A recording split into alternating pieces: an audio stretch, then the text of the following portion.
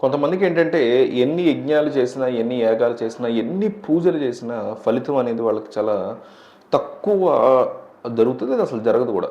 అట్లాంటి వాళ్ళు అంటే చేసినటువంటి పూజల ఫలితాలు త్వరగా రావాలి అంటే ఏం చేయాలని చెప్తున్నారంటే గురువుగారు, దానికి సంబంధించి కొన్ని ఇంట్రెస్టింగ్ విషయాలు ఆయన చెప్పడం జరిగింది.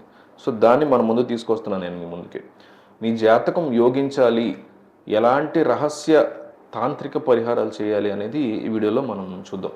చాలామంది అనేక యజ్ఞయాగాలు చేస్తారు, హోమాలు చేస్తారు, పూజలు చేస్తారు, దాన ధర్మాలు చేస్తారు. అయినా కానీ ఎప్పుడు కష్టాలు ఉంటాయి, జాతకం యోగించదు. అలాంటప్పుడు ఏం చేయాలంటే దశ అంతర్జాత యోగించాలి అంటే చేసిన వీటన్నిటికీ ఫలితం రావాలంటే తాంత్రిక పరిహార శాస్త్రంలో జరిగినటువంటి చెప్పిన కొన్ని పరిహారాలు చేసుకోవాలి. వాటిలో ముఖ్యమైనది అన్నం ముద్దల పరిహారం అని చెప్తారు. ఈ అన్నం ముద్దల పరిహారం అనేది జన్మ నక్షత్రం ఉన్నప్పుడు కానీ, నామ నక్షత్రం ఉన్నప్పుడు కానీ, పుట్టిన తిథి ఉన్నప్పుడు కానీ చేస్తారు. ఈ పరిహారం ఏంటంటే అన్నం వండిన తర్వాత వండిన అన్నంలోంచి 3 ముద్దలు తీయాలి. అన్నం తీసుకుని అన్నం 3 ముద్దలుగా చేయండి. ఈ అన్నాన్ని 3 ముద్దలుగా చేసిన తర్వాత మొదటి ముద్దలో ఏమీ కలపకండి. రెండో ముద్దలో మాత్రం కొన్ని నువ్వులు కలపండి. రెండో ముద్ద నువ్వులు కలిపినటువంటి అన్నం ముద్ద అవుతుంది. మూడో అన్నం ముద్దలో పెరుగు కలపండి కొద్దిగా. పెరుగు కలిపిన అన్నం ముద్ద అవుతుంది. కాబట్టి వండిన అన్నాన్ని 3 ముద్దలుగా చేయాలి.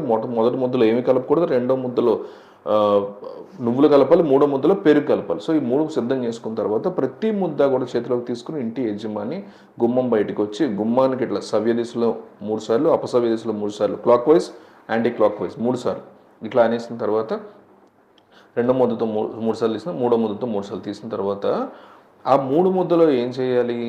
మొదటి ముద్ద ఏది కలపనటువంటి ముద్ద, ఆ ముద్దని ఏది కలపనటువంటి సునకాలకు ఆహారంగా వేయాలి. ఎక్కడైనా కుక్క కలిపిస్తే ఆహారంగా వేయాలి. రెండో ముద్ద నువ్వులు కలిపినటువంటి ముద్ద, దాన్ని కాకికి ఆహారంగా వేయాలి. మూడో ముద్ద పెరుగు కలిపినటువంటి అన్నం ముద్ద, దాన్ని కోతికి ఆహారంగా వేయాలి. ఇలా కుక్కకి, కాకికి, కోతికి ఈ 3 అన్నం ముద్దలు ఆహారంగా వేసేసినట్లయితే మీకు ఉన్నటువంటి దోషాలన్నీ తొలగిపోతాయి, చేస్తున్నటువంటి పూజలు ఫలిస్తాయి, దాన ధర్మాలు ఫలిస్తాయి, యజ్ఞ యాగాలు ఫలిస్తాయి, జాతకంలో ఉన్నటువంటి ఇబ్బందులు కూడా, దోషాలు కూడా వర్కౌట్ అవుతాయి. ఇది చేయాలంటే ఈ కోతులు అందుబాటులో ఉండాలి, కాకులు అందుబాటులో ఉండాలి. ఒకవేళ అందుబాటులో లేవంటే ఏం చేయాలి? ఇంకేదైనా రహస్య తాంత్రిక పరిహారం ఉందా? ఇవి లేకపోతే ఇంకొక రహస్య తాంత్రిక పరిహారం ఉంది. అదే కుండ పరిహారం.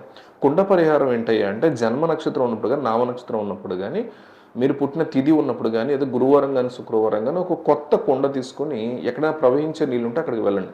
ఆ కొత్త కుండలో నూనె పోయండి. చిన్న కుండ, కొత్త కుండలో నువ్వుల నూనె పోసి దీపాన్ని వెలిగించి ఆ కుండ దీపాన్ని ఆరే నీళ్ళలో వదిలిపెట్టండి. కుండలో నీళ్లు పోసి దీపం వెలిగించి కుండ దీపాన్ని పారే నీళ్ళలో వదిలిపెట్టి ఆ తర్వాత పారే నీళ్ళలో మీరు ఏం చేయాలంటే ఒక రూపాయి నాణ్యము ఇట్లా పెట్టేసి దాన్ని నమస్కారం చేసుకోవాలి. దానివల్ల కూడా మీ జాతకంలో గ్రహాలు అనేవి ఖచ్చితంగా, పారే నీళ్లు కూడా లేవు అనుకున్న వాళ్ళు ఒక శక్తివంతమైనటువంటి దీపాన్ని రహస్య తాంత్రిక బంధాల్లో చెప్పారు.